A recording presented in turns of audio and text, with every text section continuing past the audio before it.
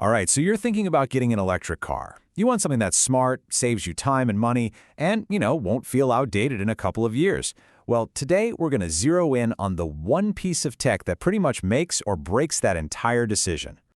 Let's be real for a second. What's the biggest headache for most EV owners, or people thinking about becoming one?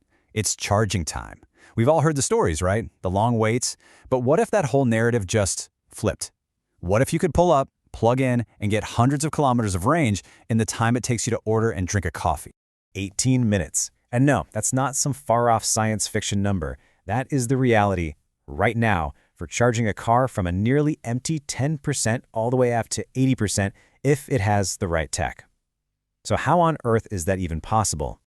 Well, the secret is a huge shift in how the car itself is built. It's all about something called an 800-volt system, and believe me, it is completely rewriting the rules for electric cars. Honestly, this analogy just nails it. We are not talking about a tiny little improvement here. This is a massive, fundamental leap forward. Think about the difference between struggling to load a web page on an old phone versus streaming 4K video instantly. That's the kind of jump we're talking about. So how does this actually work? Let's do a little high school physics, but I promise it's super simple. Picture electricity as water flowing through a pipe. The total amount of water you get is the power. Voltage is the pressure pushing the water, and current is like the size of the pipe. Now, if you want to get a lot of water, you can use a giant fat pipe, that's high current. Or you could just crank up the pressure, that's high voltage, and get the exact same amount of water through a much smaller pipe. And this right here is the real game changer. That big, high-current pipe in a 400-volt system creates a ton of friction. And in an EV, friction means wasted energy that just turns into heat.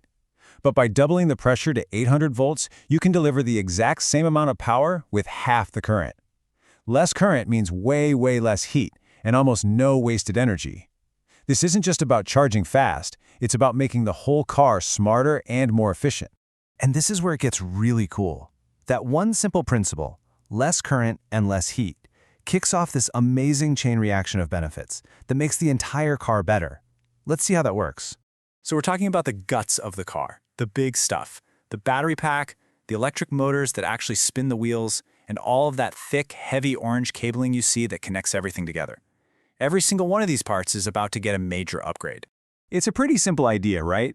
Since the whole system runs cooler, you don't need all that bulky material to soak up and manage waste heat. The components don't have to work as hard, and that means you can literally make things like the motors and the wiring physically smaller and lighter, using less expensive raw materials like copper. And the difference is staggering. We're talking about the electric motor, one of the heaviest, most complex parts of the car, shrinking in size by 30 to 40%. That is a massive saving in both weight and precious space. This is the exact same story with all those high-voltage cables snaking through the car. Because there's less current flowing through them, you can use thinner wires. The data shows you can reduce the volume of that cabling by about a third. That's less copper, less weight, and ultimately a lower cost to build the car. Okay, so why should you care if the car is a little lighter? Well, first off, efficiency. A lighter car simply needs less energy to get moving. That means you squeeze more range out of the exact same battery. Second, performance. Less weight just makes a car feel quicker on its feet, more fun to drive. And finally, when the components get smaller, it gives designers more freedom to create a bigger, more comfortable interior for you. All that tech is really impressive, for sure, but let's bring it back to what really matters. How does this actually save you money and make for a smarter investment in the long run?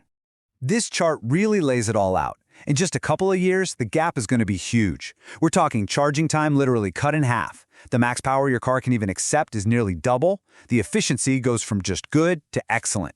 But the real kicker, the one that should matter most to your wallet, is that last row, future value.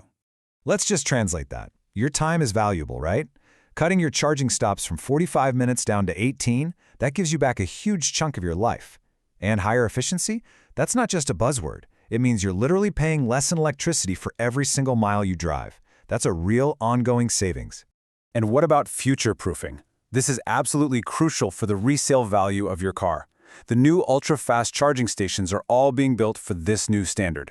A 400-volt car simply won't be able to use them to their full potential. It'll feel slow, it'll feel obsolete, and that is going to directly hit its value when it's time to sell.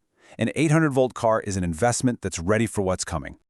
Now, you might be thinking, okay, this all sounds great, but it's probably just for those super high-end six-figure EVs, right?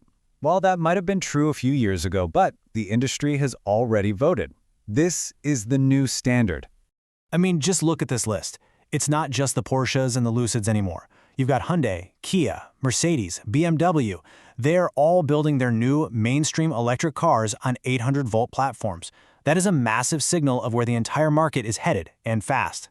So what this means is that choosing an 800-volt car isn't an early adopter gamble anymore. It's actually the most practical, sensible, and cost-effective choice for anyone buying an EV today. You're getting a car that charges way faster, runs more efficiently, and will hold its value so much better over time. So as you're out there looking at your options, the big question to ask yourself isn't just about range or fancy features, it's about the very foundation the car is built on. Is it built for the past, or is it ready for the super fast charging future that, frankly, is already here? Thanks so much for joining us for this explainer. We really hope this helps you make a smarter, more confident choice for your next car.